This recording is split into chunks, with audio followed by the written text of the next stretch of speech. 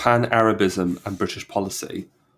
In the years following the First World War, Pan-Arabism was the only political doctrine to make headway and to exert a powerful appeal in the Arabic-speaking lands. The nature of the war settlement itself and the political power that some of the leading votaries of this doctrine acquired in consequence of the settlement contributed alike to such a result. The situation developed suddenly, with revolutionary abruptness. Many who bore the distraction of the Ottoman Empire were quite obscure, emerged all at once after 1919, not only to preach a doctrine which got the Arab East into its grip, but actually to exercise political power in one of the former provinces of the empire. In 1914, such a state of affairs was impossible to imagine. It is true that there were then murmurings in Beirut and that Syrian émigrés in Cairo were demanding a decrease in meddling from Istanbul and the enlargement of local initiative. But these grievances were local and specific. They related to the quality of government services or to the proper scope of local administration. And those who sought redress for such grievances were mostly men well known in their communities, able perhaps to conduct a sober constitutional opposition, but not to entertain grandiose, limitless ambitions. How they would have fared under imperial rule, where their opposition would have taken them, how the Arabic-speaking provinces would have developed under their leadership, it is now impossible to say. The war made Britain and the Ottoman Empire enemies. Britain fomented a revolt in the Hejaz against the Ottomans, and to this revolt gravitated a number of disaffected Ottoman officers who were then, the war ended with the triumph of their patron, claimed the leadership of the Arab movement and were eventually enabled by devious and complicated means to obtain political control of Mesopotamia, where they set up a government as the Kingdom of Iraq. The new leaders thrown up by the war were pan-Arab by nature. They came to politics not through consideration of concrete difficulties or the grind of pressing affairs or daily responsibility, but by way of a doctrine. Their doctrine was compounded of certain European principles which made language and nationality synonymous, of a faith in sedition and violence, and of a contempt for moderation. They believed that the Arabs, because they spoke Arabic, a language different from Turkish, were ipso facto entitled to secede from the Ottoman Empire and to form a state where everybody who spoke Arabic would be included. They were not ambitious for the community they knew or the locality where they were born and reared. The European doctrine of linguistic nationalism with which they were imbued, the ecumenical claims of the Arabian Caliphate, the glories of which they aspired to revive, the impetuosity of their youth, and the insignificance of their origins and their prospects alike combined to help them nurse ambitions to which only their dreams could set a bound. As one sympathiser with Arab nationalism, Professor H.A.R. Gibb put it, the Arab nation, like all other nations, is not an entity of geographical or historical association, but the function of an act of will. The will of these young officers willed an Arab nation, and ethnography, geography, or history were of consequence only as they offered sustenance to their imagination. When, therefore, the miraculous circumstances gave them suddenly a country to govern, it was not gratitude to fate and their patrons that they felt, but rather that they were cheated of their dream. They had desired an Arab nation and an Arab state, and they got Iraq, a specific country with specific frontiers. They denounced the imperialist dismemberment of the Arab nation, and called the boundaries drawn up at the peace settlement arbitrary and artificial.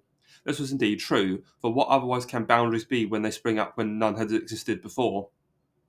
These officers, of course, did not think to blame themselves for having, by their disaffection, helped the powers they were now denouncing to defeat the Ottoman Empire and thus to erect those hated boundaries. With the establishment of these men in the government of Iraq, therefore, Pan-Arabism itself was endowed with a political base on which to prepare future incursions. The settlement of 1921, which created the kingdoms of Iraq, contained the seeds of its own destruction, for it gave power to men who were instant precisely on overthrowing such a settlement.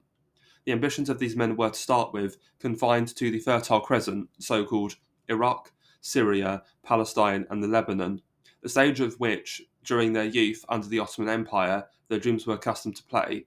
Between the wars and after the outbreak of the Second World War, their efforts were bent on securing a dislodgement of the French from Syria and the Lebanon, and a curtailment of, if possible, a suppression of Zionist activities in Palestine. Thereafter, on putting together a unitary or a federal Arab state embracing the Fertile Crescent. This was the burden of Nouri al-Said, proposal to Casey, Minister of State in the Middle East in December 1942. This was the original Pan-Arab programme, on the realisation of which the original Pan-Arabs had always set their hearts, but this was not yet to be. Instead, after negotiations lasting from 1943 to 1945, a quite different scheme of Arab unity was set afoot.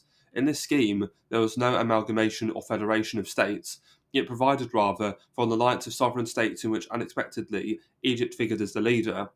Egypt had never before manifested any interest in Pan-Arabism, and though we do not yet know all the negotiations which led to the formation of the Arab League, we do have a few details which throw light on Egyptian policy and would explain in some measure this new and sudden development.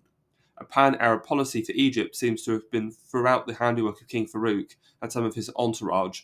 The evidence for this is cumulative and convincing. Farouk's father, King Fuad, nursed the ambition of becoming the Muslim caliph in succession to the dethroned Ottomans, and Farouk decided to meet his father's policy. In 1939, on the occasion of a meeting in Cairo of Arab magnates to discuss Palestine, while the king, his entourage, and his foreign guests were present at a mosque for the Friday prayers, the palace officials prevented the imam of the mosque from officiating as usual, and the king himself led the congregation in prayer. A traditional prerogative and attribute of the caliph, and on emerging from the mosque was proclaimed a true caliph and a pious ruler. In 1946, again, when Ismail Siddiq was Prime Minister, the king, on his own initiative, assembled a meeting of Arab kings and presidents on his estate at Inshas, to which neither the Prime Minister nor the Foreign Minister were invited, and at which decisions on pan-Arab policy and on Palestine were taken. People then understood, writes Mohammed Hussein Haikal, the eminent Egyptian statesman, who recounts the incident in his memoirs, that King Farouk's personal policy had as its aim the establishment of his personal leadership over the Arab states. However, the ministry raised no protest and did not wish to make an issue of what happened. In May 1948, also when the Egyptian troops went into Palestine to oppose the establishment of the State of Israel, they did so at the king's insistence and on his orders. Hostilities began on the 15th of May, and until the 11th of May, writes Haikal, who was at the time president of the Senate, Nusraki, the prime minister, was quite unwilling to intervene in Palestine. He used to say that he would not commit the Egyptian army to a position such that the British troops stationed on the canal would be able to take them in the rear. But from one day to the next, this opinion changed. On the 12th of May, Nusrashi asked me to summon Parliament to a secret session to ask authority for Egyptian troops to enter Palestine. People learned a little while later that the Minister of Defence, General Mohammed Hyder Pasha, the King's man, and his private aide-de-camp, received an order direct from the King, and he then ordered battalions of the Egyptian army to cross the frontiers into Palestine, without the knowledge of the Prime Minister, and without waiting for the decision of Parliament and the decision of the Cabinet. The same story, with minor variations, emerged from Mohammed Hyder's examination at the trial in October 1953 by the Revolutionary Court in Cairo, of Ibrahim Abdel Hadi, who was in 1948 Chief of the Royal Cabinet. Farouk, of course, did not carry out his pan-Arab policy single-handed. He had coadjutors and instruments, and of these, the most prominent were Ali Mahir and Abdul Rahman Nizam. Ali Mahir became Chief of the Royal Cabinet soon after Farouk came to the throne, and acquired great influence as the king's political advisor. It was during his tenure of office that an active pan-Arab policy was initiated. In 1939, the British government convened a roundtable conference on Palestine, to which the Arab states in Egypt were invited. The Egyptian Prime Minister, the Mohammed Mahmoud Pasha, decided to lead himself the Egyptian delegation to the conference. It was then suddenly announced that Ali Mahir would go instead and would take with him Abdul Rahman Azam, later to become Secretary General of the Arab League. I do not know, writes Haikal, who was a member of Mohammed Mahmoud's ministry, that the cabinet ever delegated this matter to Ali Mahir Pasha, for the question never came before the cabinet. Haikal then goes on to say how, when Ali Mahir was away in London, certain notions relating to the restoration of Islamic principles of government, to the efficacy of quick dictatorial reforms, and such like, began to get increasingly publicity. And he adds, it is true that these notions were current before the Chief of the Royal Cabinet's visit to England, but those who advanced them had done so somewhat shamefacedly. After his departure, however, this propaganda became active, and the palace was not averse to such notions being attributed to it. In August 1939, the king dismissed Mohammed Mahmoud's cabinet and appointed Ali Mahir Prime Minister, who included in his cabinet Azam as Minister first of Religious Foundations and then of Social Affairs. As soon as his government was formed, it set up a so-called territorial army, of which Azam was put in charge. This territorial army seems to have been devised to indoctrinate youth and to prepare armed bands which could be used by the government for political purposes. In this, Ali Mahir and Azam were merely following a fashion made popular by the Nazis and the fascists, a fashion already adopted in Iraq, and in Egypt itself, where blue shirts and green shirts organised by the Waft and by the Young Egypt Party made the streets of Cairo hideous with riots and molestations. The Territorial Army attempted, as the eminent Orientalist Ettore Rossi observed at the time, to take up again, with new regulations and new aims, the traditions of these organisations which had been dissolved by Mohammed Mahmud Pasha when he took office in 1938. A writer knowledgeable in Muslim Brotherhood affairs, Dr. Hayworth Dunn, thinks that Azam took the idea of a territorial army from Hassan al-Banna, the leader of the Brotherhood, and it is worthy of the note that the Brotherhood had its own private army, organised in battalions and regiments, members of which had to swear to defend the faith and to obey orders unquestioningly. Among other members of Ali Mahir's cabinet were Salih Harb and Mustafa al-Shorbachi, known for his anti-British agitations and for their connections with the Muslim Brotherhood and similar bodies. As was the chief of staff appointed by Ali Mahir, Aziz Ali al-Misri, who never says Heikel at any time, hid his admiration for Germany. Ali Mahir's ministry lasted from August 1939 until June 1940. Britain was at war with Germany, which took the offensive in the spring of 1940 and soon scored a brilliant and resounding victory. Egypt was bound to Britain by an alliance, but under Ali Mahir's administration, and especially in its last days, Egypt was lukewarm towards her ally and perhaps worse. The British, comments Heikel, were seeing with their own eyes what was taking place in Egypt and hearing that Abd al-Rahman Azam Bey, the Minister of Social Affairs, and Salih Harb Pasha, the Minister of War, were talking at every social gathering of German victories and British defeats. The British ambassador demanded the resignation of Ali Mahir. The king dismissed him, and Ali Mahir delivered a bitter speech in Parliament denouncing the British for meddling in the internal affairs of Egypt. It was these men and their party who, inspiring the king or inspired by him, invented and propagated Pan-Arabism as a policy for Egypt. It is true that Egypt negotiated the formation of the Arab League when they were under a cloud, the Waft in power and Mustafa al-Nahas prime minister. We do not yet know what convinced al-Nahas that Pan-Arabism was a paying policy, but no doubt the desire to please the king, to dish his opponents by adopting their policy, the dislike of Iraq's aggrandizement should Nouri al-Sayyid's scheme be realised, the approval of the British and the visions of future grandeur had their part to play. Nahas remained in power long enough to sign a protocol, the Arab League's preparatory conference, on the 7th of October 1944. It was dismissed the following day. His successor, the king's appointee, Ahmad Mahir, fully took over without question his predecessor's Pan-Arabism and actually appointed Azam Minister of State for Arab Affairs.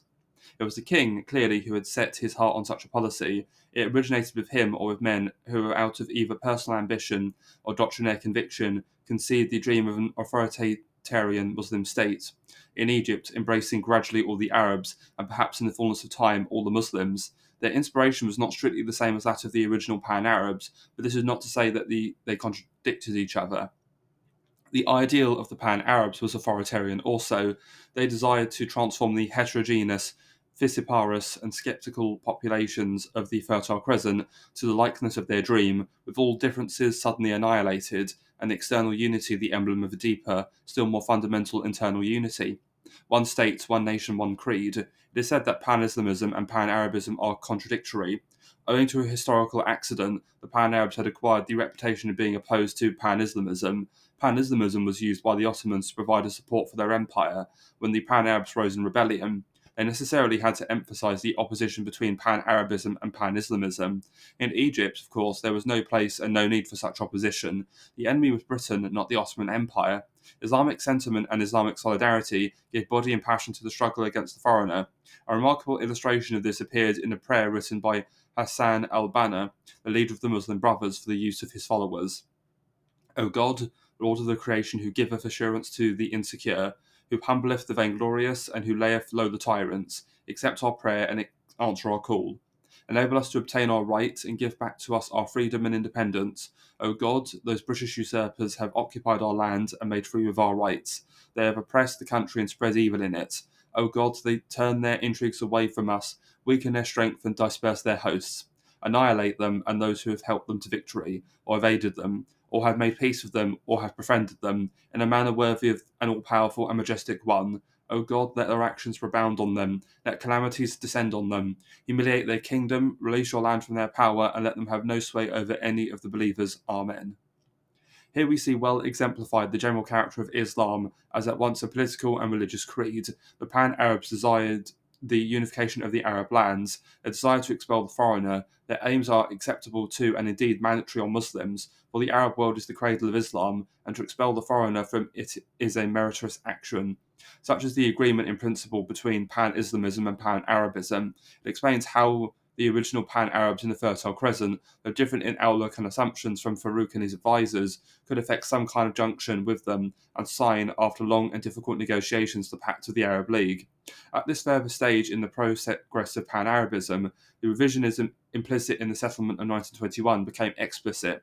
To the Pact of the League, two annexes were attached, one dealing with Palestine and the other with Arab countries which are not members of the Council of the League. In both cases, the League served notice of its right to meddle in the affairs of countries outside the jurisdiction of its members, and of its claim to advise and direct powers ruling over or having interest in countries inhabited by Arabs, until such powers should agree to liquidate their authority and their interest in favour of Pan-Arabism. The Zionists did object to the annex on Palestine, and pointed out to the mandatory power that it was a derogation of its authority. The mandatory power remained serene and unmoved, not thinking that a day would come when such claims as these would affect more than mere Zionists. Such were the men and such the policies which the British government encouraged with its support and blessing. On two public occasions during the Second World War, once in a speech at the Mansion House in 1941, to which great importance seems to have been attached, for it was published as a white paper, and once in answer to a question in the House of Commons in February 1943, the Foreign Secretary declared that it was natural and right that cultural, economic, and political ties among the Arab countries should be strengthened. Many Arab thinkers desired, it seemed, a greater degree of unity than was then enjoyed by the Arab peoples. No such appeal from our friends should go unanswered, and the British government would give full support to any scheme that commands general approval. It is well known that in the 1930s, Germany and Italy, by skillful propaganda, by judicious disbursements, by the powerful appeal of their efficiency and success, established themselves as the champions of and set the pace for Arab nationalism. And yet, when one comes to examine what, with their freedom from local and imperial responsibilities and their lack of scruple, they were in the end prepared to concede, one is struck with their discretion and circumspection, compared with the generous and insouciant abandon of British policy. In the summer of 1940, when Rashid Ali al-Ghaliani was engaged in the preliminaries of his conspiracy to take power in Iraq and range it alongside the Axis, he sent an emissary to Turkey who presented to von Papen, the German ambassador, a list of demands which included the confirmation by the Axis of the independence of all Arab countries, the abolition of the Jewish national home, and the recognition of Arab unity. But neither Germany nor Italy would be drawn so far, and after months of consideration they made a declaration in October stating that they desired to see the Arab countries prosper and occupy among the peoples of the world a position commensurate with their natural and historical importance. That they had always followed with interest the Arab struggle for independence, that in this struggle the Arabs could count on the full sympathy of the Axis. Again, in April 1941, when Rashid Ali was in power and before he was declared war on Britain, he concluded, as the official history of the Indian Army records, a secret treaty whereby, in return for recognising a union, whenever effected, between Iraq and Syria, the Axis would receive oil and pipeline concessions, the lease of free ports on the Syrian coast, and the right to construct naval and military bases thereupon. And even when Rashid Ali's movement against the British was underway in May 1941 and Hitler was persuaded to give some help, he was not ready to go beyond careful and qualified generalities. In his directive of the 23rd of May 1941, he laid down the policy on which propaganda was to be based. Victory by the Axis powers will liberate the lands of the Middle East from the British yoke and give them the right of self-determination. Handwritten note, except Syria. Let those who love liberty join the anti-British front. Exactly the same demands as were presented to the Germans were presented, albeit by different persons, to the British government. And the sympathy of the British government was full indeed, and active. To the Zionists they turned a deaf ear, and the scheme of Arab unity, realised by a fortuitous agreement between Farouk and the original Pan-Arabs, they supported and blessed. And from 1941 to 1945, they constantly, pertinaciously, and in the end successfully worked to elbow the French out of the Levant. It is sometimes said that the Anglo-French relations in the Levant during the Second World War were so bad because Mr. Churchill was frequently irritated with General de Gaulle, and because Sir Edward Spears, whose relations with the latter were also tense and difficult, happened to be the head of the British mission and later British minister in the Levant. It is perfectly true that bad personal relations exacerbated the situation, that Churchill in particular insisted for a long time in keeping Spears in the Levant when Harold Macmillan, Duff Cooper and Lord Moyne repeatedly urged in 1943 and 1944 his recall, and that the Foreign Office complained about the way in which Spears was interpreting his instructions. But we must not give undue importance to these personal quirks and quarrels. The tendency of British policy in the Levant was amply clear from the day when British troops, seconded by the Free French contingent, invaded the Levant in order, as they said, to deny it to the Germans. 2 days before the invasion, on the 6th of June 1941, Churchill wrote to de Gaulle, "I welcome your decision to promise independence to Syria and the Lebanon, and as you know, I think it essential that we should lend to this promise the full weight of our guarantee. I agree that we must not, in any settlement of the Syrian question, endanger the stability of the Middle East. But subject to this, we must do everything possible to meet Arab aspirations and susceptibilities." Again, a month later, on the 9th of July, the Prime Minister asked the Foreign Secretary to include the following points in a proposed communication to Pétain. 1. England has no interest in Syria except to win the war. 2. Arab independence is a first essential and nothing must conflict with that. 3.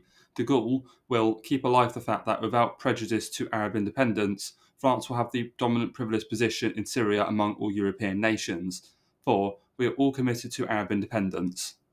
Thus, before Churchill's relations with de Gaulle seriously deteriorated, and long before Spears had the chance to misunderstand the import of British policy, we see the Prime Minister insisting that Arab aspirations and susceptibilities must be fully satisfied, and that Arab independence in the Levant is a first essential. When the invasion of the Levant was launched, General Kedourie issued on behalf of the Free French a proclamation to the Syrians and the Lebanese. "You are," it said, "henceforth sovereign and independent, and you can either form two states or unite in one. In either case, your sovereign and independent status will be guaranteed by a treaty, which will also define our mutual relations." The British, it would seem, wanted the British guarantee of this French promise to be included in Kedouries' proclamation. But de Gaulle firmly opposed this, and the British issued a separate statement. In it, they declared that they support and associate themselves with the assurance of independence given by General Kedourie. A few months afterwards, in September, Churchill, speaking in the House of Commons, professed to see in this unilateral declaration, from which de Gaulle had at the time expressly disassociated himself, an unqualified pledge and solemn obligation which the French would, in due course, be made fully to discharge. And when Alamein removed the German threat to the Middle East, it became less important to heed Free French susceptibilities, and a Minister of State in the Middle East could frankly avow that Britain's initial commitment to the fighting French in connection with turning over to them the administration of Syria and Lebanon were unfortunately too broad. Indeed, the drift of British policy was unmistakable. Soon after the invasion, the Minister of State in the Middle East asked Kedourie to allow Spears to be present at talks between the Free French and the Syrians concerning the grant of independence. Though Kedourie refused, it remained the constant aim of the British to interpose themselves between the French mandatory and the Levant mandated territories, and thus prove to the Syrians and the Lebanese that they were beholden to Britain for their independence. In the spring of 1942, the British began pressing for elections in Syria and Lebanon. Spears informed the Lebanese president that his government, which had recognised Lebanese independence, could not very well concede that the country should go on living under a regime which was not truly democratic. Both the Minister of State in the Middle East and Churchill himself pressed strongly for elections. Casey, the Minister of State, alleged the bizarre reason that Egypt and Iraq, those paragons of constitutionalism, were demanding elections in the Levant as performing the indispensable criterion of true independence. While the Prime Minister lately bluntly told de Gaulle that elections had to be held in the Levant because England had made promises to the Arabs, to Iraq, and to the Wafdists in Egypt, it goes without saying that there was no demand in the Levant for elections, and that elections would themselves create turmoil and instability, the very conditions which the British government professed to wish to avoid. When Rommel reached Alamein in the summer of 1942, they were not tardy in recognising that such games were then not opportune, and elections were postponed to a more favourable moment. Elections were held a year later, and in the circumstances, the local political factions became the clients either of the British or of the French. In the Lebanon, in particular, Spears took, and was known to take, a leading part in the complicated manoeuvres which led to the appointment of Bashara al-Khoury as president and Riyad al-Sul as prime minister. These events clearly indicated that the French were no longer in unchallenged control of the politics of the Levant, and the new Lebanese government resolved speedily to exploit the situation, while Elie, the French Delegate General, was absent from Beirut, the Lebanese government on the 9th of November 1943 carried through the newly elected parliament amendments to the Lebanese constitution, which deleted all reference to the mandatory and its powers. The mandate was of course still in being, and these amendments were introduced and carried through without consulting the mandatory. Although considered, it is said, with de Gaulle's approval, that this act of defiance merited an exemplary punishment. He had the government arrested and interned, but the British, alleging that this action was a threat to the military security, compelled the Free French, by means of an ultimatum, to release and reinstate the Lebanese government. The amendments remained on the statute book, and it became clear to everyone that the satisfaction of Arab aspirations and susceptibilities was indeed the prime object of British policy. The lesson was driven home by the Syrian events of May to June 1945. At the beginning of May, the French were getting ready to submit proposals for treaties with Lebanon and Syria, which would formally end the mandate and secure for the French that privileged position to which Churchill, as he repeatedly declared, considered them entitled. The approach of these negotiations shortly following the creation of the Arab League in the previous March and coinciding with the end of the war in Europe created tension and effervescence in Syria, which the Syrian government expertly encouraged and fed. The Syrian government no doubt knew that it could count on the British and American support. A month before the crisis broke, for instance, Camille Chamou, Lebanon minister in London, then on a visit to Beirut, noted in his diary on the 29th of April that Sir Edward Grigg, minister resident in the Middle East, was expressing concern at French provocations which threatened to produce a conflagration, and the United States minister Wadsworth was afraid that the French might be sending troops and that his advice in this case was for the Syrians and Lebanese to refuse all negotiation. In the latter half of May, this agitation began to increase. The pretext was the arrival at Beirut aboard 2 French cruisers of 3 battalions, 2 of which were replacements. This was held to mean that the French were preparing to make Syria and the Lebanon negotiate under duress. The net increase in French troops was 1 battalion, and it is absurd to imagine that by itself it would have sufficed to coerce the Levant. It is more probable that the arrival of these troops was taken as a convenient pretext to step up the agitation. The British government, while admitting that the net increase in troops was very small, yet publicly warned the French that their arrival might cause regrettable reactions. The Times of Monday, 28th of May, reported a statement issued by the Foreign Office on the previous weekend which alleged a serious situation in the Levant and regretted that the improved atmosphere should have been disturbed by the dispatch of certain French reinforcements. A serious situation, whether provoked or not by the statement, thereupon supervened. French troops were attacked on the 28th and 29th of May in Damascus, Hama, Aleppo, Deir ez-Zor, and elsewhere. They retaliated and in Damascus bombarded the parliament and other buildings from which they alleged they were being fired upon. Promptly on the 31st of May, a British ultimatum ordered the French troops to cease fire. They were confined to their barracks, which were taken under the protection of British troops. The British action finally ruined the French position in the Levant. What was anticipated from such a policy?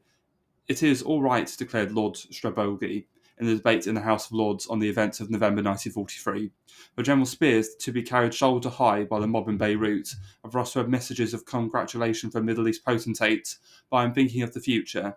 Again, when Duff Cooper was urging Spears' recall from the Levant, he wrote to Churchill, "We have surely enough native problems of our own to face without stirring up native problems for others.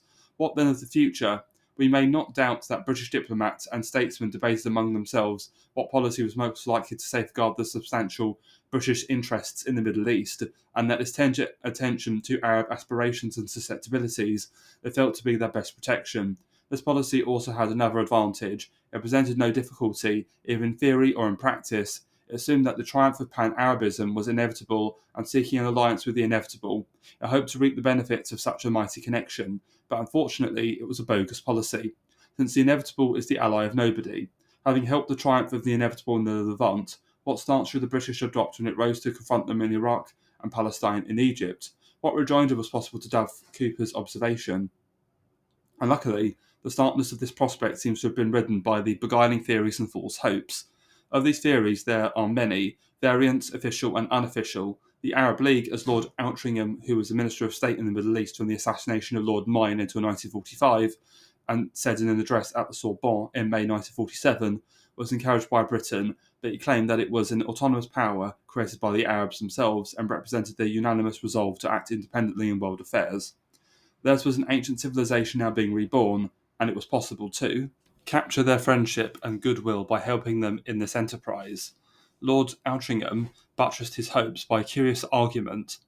If the Palestine White Paper of 1939, he explained, had not been issued, the whole Arab world would have been against the Allies in the most dangerous years of the war, from 1940 to 1942. Hence, the way to safeguard Western interests in general, and British interests in particular, was to act with the Arabs assembled in their new league. This was to confuse the wishes and anticipations of those who invented the White Paper of 1939 with what in fact happened, for it was precisely in these years between 1940 and 1942 that the Arab world manifested great hostility to Britain. What saved the British position in the Middle East was not the White Paper, but military power. Churchill's daring and Hitler's obsession with the conquest of Russia. Such arguments deserve mention to show the foundations on which such grandiose hopes were built. Lord Altringham's views are worthy of notice because they provide evidence of the terms in which someone who had held high office connected with the Middle East was prepared to think of policy. Lord Altringham was, of course, not the only one to see things in this light. Miss Stark, who served during the war as an official in the British Embassy in Baghdad and elsewhere in the Middle East, firmly believed that Pan-Arabism was beneficial both to the Arabs and to the British. Their Pan-Arabism, she declared in the lecture of February 1939 at Chatham House, we may think of as utopia, and it may be so, but a strong and united Arabia would be to our interest. Its divisions are a source of danger and an occasion for intrigue, and even if the dream of federation is a dream of the future, and a misty one at that, it is well for us to do all we can to further it. And after war broke out, she was writing to a correspondent, for years I have been unable to see why our government should not take every public opportunity to give a blessing to the Pan-Arab cry. What are they frightened of? Towards the end of the war, at the beginning of 1945, Sir Douglas Newbold, Chief Secretary in the Sudan, was writing, "Mustn't upset de Gaulle, mustn't upset the Yanks or Weissman, and then we hope to keep Arab friendship and loyalty. Cornwallis, Michael, Spears, and Killern have all told HMG of the danger of these courses, in uncertain terms, and persuaded Casey and Moyne of it. Now," he exclaims in a frenzy of impatience, "now is the time for the HMG to come out with a Middle East policy and win over Effendia, Pashas, Sheikhs, and Fellahin from Baghdad to Tripoli and Khartoum. I've met Senussi leaders, Palestine Arabs, Beirut graduates, all are waiting for Eden to implement his nebulous blessing of the Arab Commonwealth. This millennial fervour is echoed by Spears back in the House of Commons from the Levant. The movement towards Arab unity, he affirmed in epic language when the Arab League was inaugurated in March 1945, is like a great natural force, the flow of a river to the sea. It can be slowed down, diverted, or impeded, but, he observed seer-like, in course of time it will reach its objective, and on the same occasion, the Times newspaper wrote with quiet satisfaction, to no other power will the promise offered by these developments be more welcome than to Britain, with her long-standing record of friendship with these countries. But to appreciate the full scope and ramifications of this theory, we must go to unofficial sources, so the writings of some British academics on Middle Eastern affairs, among which those of Professor Gibb are noteworthy. The theory, we find, is concerned in the first place with a presumed Muslim ethic, and in the second with a presumed difference within the ranks of the Arab nationalities. As to the first, Gibb explains that though Muslim society has suffered from violence and lawlessness and from corruptions introduced by non-Arabs, its true principles, which have been so particularly safeguarded by Arab Muslim orthodoxy, could still be applied in the Arab Muslim East. Islam, for instance, still maintained the balance between the exaggerated opposites of bourgeois capitalism and communism, and while hostile to banking capital and unrestricted exchange, it sanctioned private property and commercial capital. Islam has not succumbed to the obsession with the economic side of life, which was characteristic of almost all our Western societies. Gibb asserted that it is by these and similar ideas that the thought of the Arab nationalists is being more and more strongly influenced. After the Arab League was formed, Gibb explained that the duty laid upon the Arab leaders is, in its essence, closely parallel to that laid upon the leaders of the United Nations. As to the Arab nationalists, Gibb said that there were two kinds of Arab nationalists, those whom I call by that name, and those whom I call Pan-Arabs. The Pan-Arabs were intolerant bigots, while the nationalists, though certainly respectful of Islam, decide also to adopt Western ideas in order to combat feudalism and internecine rivalries, and to collaborate with the non-Muslim minorities. Such there are in all the regions of the Arab East. Egypt, Palestine, Syria, Iraq even, he asserted, Arabia, and it is upon them that the hopes of a revived, progressive, respected, and self-respecting Arab nationhood depend. That, therefore, said Gibb, advocating some such plan as that being then pushed by Nouri al-Said in British official quarters, Let a federation of the Arab lands in Asia be constructed, and the sound of Arab nationalists would be able to get on with the work which centuries of Sassanid corruption and Ottoman malpractice had left undone. It is a rational, reasonable, eminently practical objective. Such were the doctrinal foundations on which a policy was based to encourage Farouk, Azam, and the triumphant doctrinaires of the Fertile Crescent to come together and emulate the ideas of the United Nations. Many people must have felt misgivings as to how such a venture would end, but it is safe to say that nobody of position or standing, whether British or Arab, was ready to question in public the assumptions and the execution of this policy, as Haikal coolly and soberly questioned it. He was reported to have declared at the time of the first formal conference on Arab unity in 1944. It is doubtful whether the union will be a political union. It is doubtful whether, in case of one of the Arab states is attacked, the others will hurry to its aid. It is also doubtful if an effective cultural union or a union of some other kind could take place, because the history, the legal codes, agriculture, and industry are necessarily different in the different Arab states. Events have proved him amply right and have shown the Arab League to be a system based on conflicting ambitions and cemented with bitter mutual suspicions.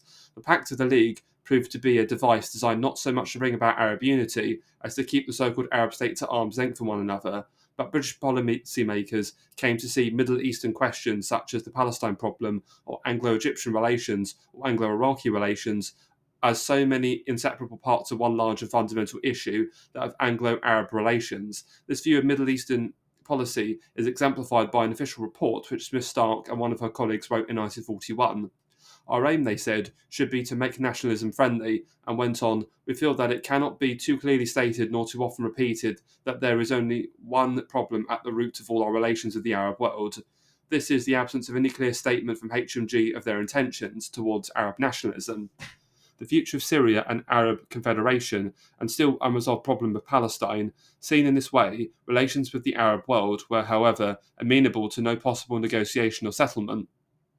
The Arab world, or Arab nationalism, are not a known political entity with tangible or definable interests. They are slogans with various states in the Middle East, usually at loggerheads with one another, have adopted in order to advance their own interests.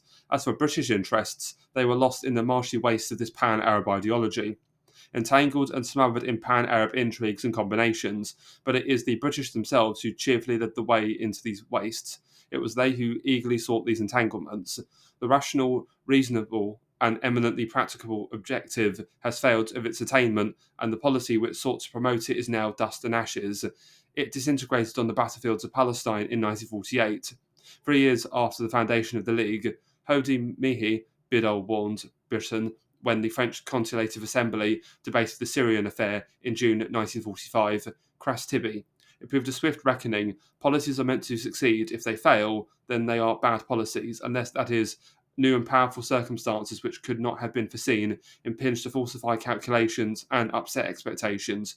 But between 1945, or indeed 1943 or 1939 and 1948, no new elements, no alien factors were introduced into the Middle Eastern situation. The Zionists were then, the Pan-Arabs were there, Farouk and his men were there, and their antecedents, capacities, ambitions were for all to see. To argue that the policy failed because the Zionists were not docile enough, the Arabs united enough or wise enough, is to argue whether from ignorance or fancifulness or sentimentality. But it does remain a curious fact that some British policymakers, perhaps even Mr. Eden himself, entertained the belief that the creation of the Arab League would actually facilitate a peaceful solution in Palestine. In a work published in 1944, Lord Altrincham argued that such a solution could not be found within the confines of Palestine alone, and that hope for a settlement lay in Arab unity. The Arab nations, he said, are moving tentatively towards closer association and within some kind of confederation. However loose, there should be scope for a solution of the local problems of Syria and Palestine alike. Far from the Arab League facilitating a peaceful settlement, it made, as could have reasonably been foreseen, a violent outcome of the Palestine dispute quite inevitable, with fatal consequences to public morality, settled society, and British interests in the Middle East. Any kind of compromise solution enforced or facilitated by the mandatory became quite impossible, because the doctrine in terms of which the Arab League claimed to operate spurned and abhorred the idea of compromise, and became each of the principal states constituting the League looked on a military victory in Palestine as a quick and easy means of securing the leadership of the Arab world. The events which preceded and finally precipitated the Palestine War of 1948 makes this clear. As has been seen, Egypt decided to send an army to Palestine only at the last minute, and decided to do so only when it became clear that if she were to stand aloof, her primacy in the Arab League would be threatened. When shortly after the beginning of the hostilities, the Palestine mediator, Count Bernadotte, met the Egyptian Prime Minister Nukrashi, told him that Egypt had, to start with, no intention of sending troops to Palestine, but that she changed her mind when 8th of May 1948 came and it became apparent that no settlement would be worked out. What settlement did Nukrashi mean? It was a settlement, no doubt, which would rule out the partition of Palestine, thus preventing not only the establishment of a Zionist state, but also, which was more important, the aggrandizement of Transjordan, which partition would inevitably bring about. Ever since partition was decided, it was clear that the Emir Abdullah was determined to turn it one way or another to his profit. On the morrow of the vote at the United Nations, which took place on the 29th of November 1947, Abdullah proposed to the Arab League states that they should finance a Transjordanian conquest of Palestine, which he was ready to undertake. Transjordan was not a member of the United Nations and could, therefore, defy with impunity the partition scheme. The proposal was rejected for obvious reasons, and Egypt and the others decided to put their trust in the Palestinian Arabs, organised and directed by Hajj Amin al-Husseini, and in the so-called Army of Deliverance to be recruited and financed by them. Also, just before partition was resolved upon, Abdullah had indicated to Mrs. Golda Meyerson of the Jewish Agency that, in case of partition, he wanted to annex the area of Palestine awarded to the Arabs. In the months which followed, Abdullah actively pursued this complex and ambitious policy. He maintained his contacts with the Jewish Agency, but now asked that they should better the United Nations award to the Arabs, and by conceding additional territories, and thus enable him to take the credit for having obtained a better deal for the Palestinians than the United Nations. He seems also to have put pressure on the Iraqis to send a contingent in support of the Arab Legion. Internal affairs in Iraq were then quite disturbed, and the Iraqi cabinet did not seem particularly eager to respond. A member of this cabinet had subsequently recounted that the students of the law college in Baghdad proclaimed a fast to compel the government to send troops to Palestine, and that the Transjordanian ambassador came to the college and invited them to continue with it. Abdullah himself sent telegrams to his nephew, the regent, and Sadr, the prime minister, insisted on the dispatch of the troops. The Iraqi government was weak, divided, and manifestly unable to control events in the country. Caught by its own rhetoric and unable to resist pressure, it sent in May a force to Transjordan. Abdullah therefore felt strong enough to threaten the Zionists with war unless they agreed to his demands. At an interview with Mrs. Meyerson shortly before the 15th of May, he demanded that Palestine should remain undivided, i.e., that there should be no Zionist states and that, at the end of 1 year, it should amalgamate with Jordan. 2 days before the outbreak of war, he again repeated his demand. By the beginning of May, the Palestinians and the Army of Deliverance had decisively shown that they were no match for the Zionists, and Abdullah seemed favourably placed to act as the saviour of Palestine, checkmating his Arab rivals and perhaps wresting from the Zionists more than the United Nations had awarded to the Arabs. When it became clear that no development at the United Nations could possibly undo partition and thus stop Abdullah, Egypt had to intervene, thus suddenly reversing a policy which Nukrashi had consistently maintained ever since the Arab League meeting at Alais in October, when he categorically refused to consider Egyptian military intervention in Palestine. What was Britain's attitude to all these developments? The question is natural, since Britain was still the paramount power in the Middle East, and since Transjordan in particular was its client unable in the field analysis to disregard British wishes and suggestions. What Bevan's attitude to Abdullah's adventurous policy? In his memoirs, Glubb tells us that towards the end of February 1948, an interview at which he was present took place in London between Bevan and the Transjordan Prime Minister Tawfiq Abdul-Huda. Informed Bevan that after the British withdrawal from Palestine, Transjordan proposed to occupy the areas allotted to the Arabs, bar Galilee and Gaza. Bevan is reported to have said, "It seems the obvious thing to do, but do not go and invade the areas allotted to the Jews." On the face of it, this conversation is quite peculiar. Even since partition had been announced, the constant refrain of the British government had been that since the Arabs disapproved of such a scheme, it would do nothing to further it. But in the conversation which Glubb reports, we see the Foreign Secretary privately approving a solution which in public the British government dismissed with a heavy disapproval. Again, the informal partition which the Transjordan Prime Minister proposed could not but involve risks of disorder and fighting, and on Glubb's account, Bevan seems to have preferred to do it an orderly and internationally supervised operation. And further, what was to happen in Galilee and Gaza? What finally was to happen to Jerusalem? Jerusalem, the United Nations had voted to be internationally administered, and the British government had obstinately refused to help in any way to set up an international administration. At the British withdrawal, then, Jerusalem would become a res nullius over which Abdullah and the Zionists were likely to fight, and the silence of Bevin and Abu Huda on the question of Jerusalem becomes therefore an eloquent silence. For all its mild and homely tones, this conversation on that February day in Downing Street is profoundly disquieting. It shows the Foreign Secretary to be, at best, dangerously ambiguous or perhaps muddled, and at worst, bent on the war in Palestine. The war at which the conversation perhaps hinted, which it certainly entailed, was, to be sure, a war between Abdullah and the Zionists. But if Abdullah was to fight, then Egypt would also join. The machine infernale of the Arab League made this quite certain.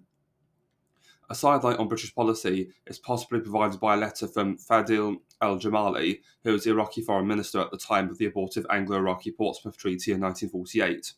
As letter dated the 20th of September 1957, Jamali wrote an answer to a query by Sayyid Abdul-Razzaq al-Hassani, author of a well-known history of Iraqi cabinets, who published it in the third edition of the volume 7 of his book, which appeared in 1968.